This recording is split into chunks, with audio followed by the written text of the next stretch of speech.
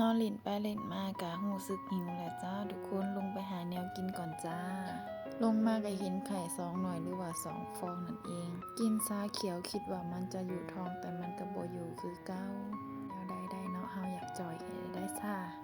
ได้ไข่2หน่วยมาเฮาก็ปอกเลยจ้ามีไข่แต่บ่มีเขาคิดว่ากินไข่2ฟองแล้วสิอิ่มแล้วก็สิขึ้นนอนว่าซั่น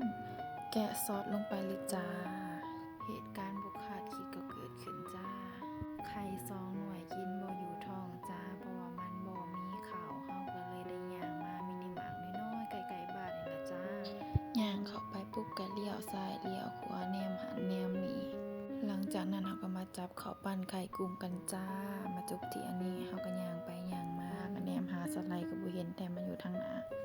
มันหลีเฮาหรือเฮาบ่เห็นมันกันแท้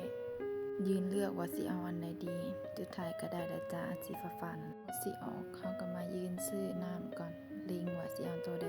น้ำในตู้ก็หลายแฮงบ่ฮู้ว่าสิเอาอีหยังสิเอานมหรือสิเอาน้ำคิดบ่ออกย่างไปเวียนมาอยู่หั่นล่ะสุดท้ายก็มาจบที่น้องวุ่นวายของเฮาจ้าไปจ่ายเงินกันเลยเฮาก็ย่างมาที่เคาน์เตอร์ให้พนักงานคิดเงินตอนนู้นน่ะมาขอนแก่นใหม่ๆนะพนักงานเขาก็สิถามว่าลูกค้ามีออมเมมเบอร์ไหมคะทางนี่ก็ถามว่าออมเมมเบอร์อีหยังเนาะแล้วก็ตอบไปว่ามีค่ะแล้วเขาก็ให้กดเบอร์บัดนี้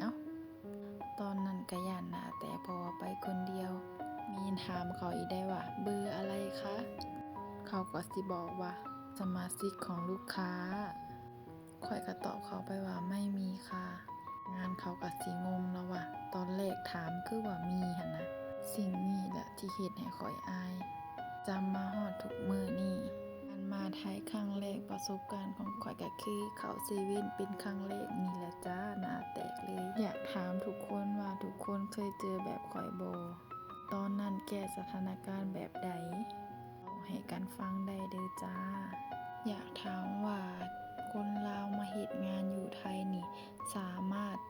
เป็นสมาชิกเซเว่นได้บ่ทุกคนบางเทื่อข้อยไปเซเว่นเทื่อใดนะพนักงานในเซเว่นก็จำหน้าข้อยได้เพราะว่าข้อยไปเกือบทุกมื้อหั่นนะ